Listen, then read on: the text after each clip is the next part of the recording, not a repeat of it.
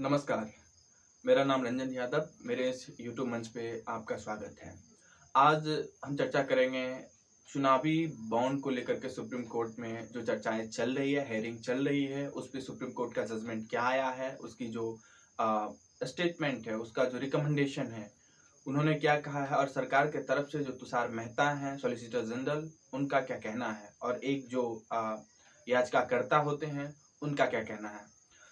यूँ कहूँ दोस्तों 2017 में ये कानून बना चुनावी बॉन्ड से जुड़ी हुई जो कानूनें हैं, जो लोग नहीं जानते होंगे कि ये चुनावी बॉन्ड क्या होता है उनके लिए मैं क्लियर कर देना चाहता हूँ। किसी भी पॉलिटिकल पार्टीज को यदि कोई इंडस्ट्रियलिस्ट, उद्योगपति या बिजनेसमैन या कोई आम नागरिक भी जो डोनेट करना चाहता हो, पैसा देना चाहता हो इन पॉलिटिकल पार्टीज को, तो वो डायरेक्ट नहीं दे सकता है। वो एसबीआई बैंक से चुनावी बॉन्ड खरीदता है जो 20,000 रुपये का मैक्सिमम होता है और उस बॉन्ड को जाके पॉलिटिकल पार्टी जिसको भी आप डोनेट करना चाहते हैं वो बॉन्ड अब जाके उन पॉलिटिकल पार्टीज को दे सकते हैं। वो पॉलिटिकल पार्टीज उस बैंक से जाकर के उस जो बॉन्ड कागज के तौर पे वो बॉन्ड होती है उसको वो एक्सचेंज करवाता है मनी के रूप में। ये रही चुनावी बॉन्ड क्या होता है। ये दरअसल कानून जो है ये 2017 में अरुण जेटली की मतलब उस समय अरुण जेटली वित्त मंत्री थे, उस समय ये बना था। अब तो चूंकि अरुण जेटली नहीं है, वो मर चुके हैं। 2018 में ये कानून इम्प्लीमेंट की गई थी और तब से ऐसा प्रोविजन किया गया था कि जो भी चुनावी बॉन्ड के तौर पे किसी भी पार्टीज को चंदा मिलेगी वो एसबीआई से पहली बात तो बॉन्ड खरीदेगा। दूसरी बात इसमें ये सबसे बड़ा प्रश्न है कि ट्रांसपेरेंसी का इसमें बड़ा घालमेल है। इसमें पारदर्शिता है ही नहीं कि किसको कितना मिला। ये सिर्फ एसबीआई के पास इसका डाटा होता है और एसबीआई तो चूंकि सरकार के अंतर्गत ही आता है, आरबीआई के अंडर में आता है और आरबीआई गवर्नमेंट ऑफ इंडिया के अंदर आता है, तो ये सरकार के पास सारा डाटा होती है। लेकिन जो विपक्षी पार्टी हो या जो आम पब्लिक है, जो आम नागरिक हैं, वो यदि जानना चाहे कि किस पार्टी को कितना चंदा मिला और किसने दिया, ये आप नहीं जान सकते हैं। ये बड़ा झोल है इस जो चुनावी बॉन्ड का जो इशू है। और जस्टिस डीवाई चंद्रचूड़ जो चीफ जस्टिस ऑफ इंडिया है, उन्होंने भी इसी पे प्रश्न चिन्ह उठाया है। सुप्रीम कोर्ट में संवैधानिक पीठ के निर्देशन में इसकी सुनवाई हो रही थी और जो याचिकाकर्ता है वो यही प्रश्न उठा रहे हैं कि इसमें ट्रांसपेरेंसी होनी चाहिए। जो आम मतदाता हैं, जो आम नागरिक हैं, उसे हक है ये जानने का कि किस पार्टी को कितना चंदा मिला है और किसने दिया है।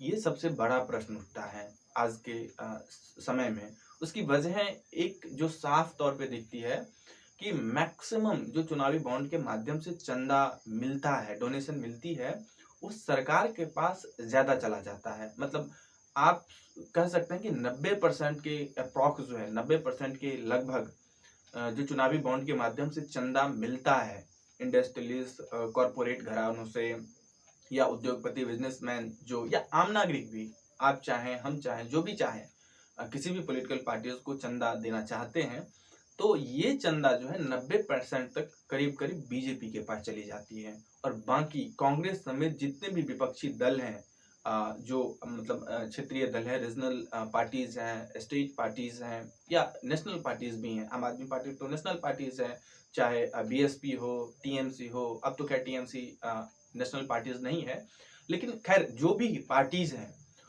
उन्हें चंदा नहीं मिलती है। इसका वजह यह है कि सरकार के पास तो सारा डाटा होती है कि किसने किसको कितना चंदा दिया है और वो जो है सरकार इसका इस्तेमाल इस रूप में करती है कि मान लीजिए किसी इंडस्ट्रियलिस्ट ने बीजेपी को चंदा न दे करके आम आदमी पार्टी को चंदा दे दिया, तो सरकार ये जान जाती है कि आम आदमी पार्टी को इस उद्योगपति ने इतना चंदा दिया है और उसी वक्त से जो आरोप लग रहे हैं, मुझे नहीं पता, पर जो आरोप लग रहे हैं कि उसी वक्त से जैसे ही सरकार को पता चलता है कि इस इंडस्ट्रियलिस्ट ने इस पार्टी को या फला पार्टी को इतना चंदा दिया है, तो उस पे ईडी, सीबीआई, इनकम टैक्स, जितनी भी जांच एजेंसियां हैं, उस इंडस्ट्रियलिस्ट या बिजनेसमैन पे लग जाता है। उसे परेशान किया जाता है, उसे मतलब तबाह किया जाता है कि आप उसे क्यों चंदा दे रहे हैं, मुझे चंदा दें। पर जब कोई इंडस्ट्रियलिस्ट बीजेपी को, उद्योगपति बीजेपी को मतलब चुनावी बॉन्ड के माध्यम से चंदा देता है, तो उसे कोई कुछ नहीं कर सकता है, क्योंकि बाकी जितने भी पार्टियां हैं, कांग्रेस हो, आम आदमी पार्टी हो, सपा हो, बसपा हो, उसके पास ये जानकारी नहीं होती है कि किसने किसको कितना चंदा दिया है। उसे सिर्फ इतना पता होता है कि हमें किसने कितना चंदा दिया। तो ये एक बड़ा प्रश्न है कि यदि इस तरह से चलता रहा तो सारा जो चुनावी चंदा है, जिस पे पॉलिटिकल पार्टीज आमतौर पे उसी पे टिकी होती है, उसके पास इनकम का मेन जरिया वही होता है, डोनेशन।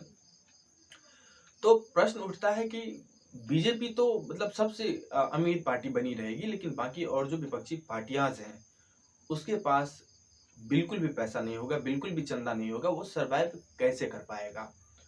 दूसरी तरफ एक और प्रश्न है कि मोदी सरकार के कार्यकाल में जिस तरह से पहले इसमें ट्रांसपेरेंसी थी, लेकिन 2017 में कानून बनने के बाद से जिस तरह से इसमें बड़े पैमाने पे बड़े बड़े इंडस्ट्रियलिस्ट ने डोनेशन दिया है सरकार को, ये भी मतलब सवाल के घेरे में आता है कि जो लिमिट है, क्या उस लिमिट पे काम किया गया है। 20,000 रुपया जो मैक्सिमम इसमें डोनेशन की जो प्रोविजन है।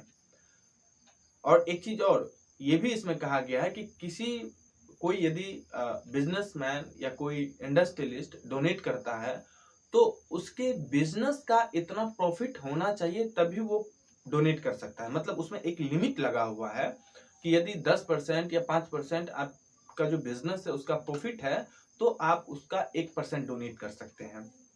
लेकिन ऐसा सुनने में आ रहा है कि यदि 1% भी कोई मतलब बिजनेसमैन अपने बिजनेस में प्रॉफिट करता है वो भी डोनेट कर रहा है। तो कुल मिला के इसमें बहुत बड़ा घालमेल है और बीजेपी के लिए ये एक तरह से बहुत बड़ा सदमा है। 2024 के लोकसभा चुनाव से पहले जब सुप्रीम कोर्ट में chief justice of India D.Y.. Chandrachud के निर्देशन में इसकी हेयरिंग हो रही है। पता नहीं इस पे क्या जजमेंट आ सकता है, लेकिन इसका जो जजमेंट है वो मतलब सुरक्षित रखा गया है। कुल मिला के कहें ये कि जो भी निर्णय आएंगे वो निर्णय तय हो चुका है। उसकी हेयरिंग अभी डेट तय नहीं हुई है, कभी भी आ सकती है कि इस तारीख को इस पे जो मतलब सुप्रीम कोर्ट है अपनी राय दे सकती है, अपना ऑर्डर दे सकता है।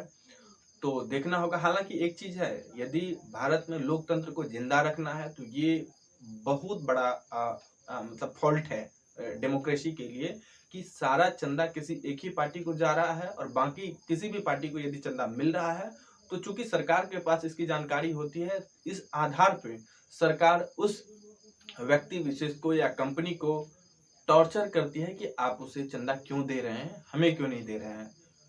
आप खुद ही सोचे इसमें इस डेमोक्रेसी में कैसे तब कोई जो विपक्ष है वो सरवाइव कर पाएगा। आज बस इतना ही। अच्छा लगा हो तो प्लीज़ लाइक करें, शेयर करें, सब्सक्राइब करें और आपकी जो राय इस मुद्दे से जुड़ी हुई हो प्लीज़ कमेंट बॉक्स में ज़रूर दर्ज करें। Thank you.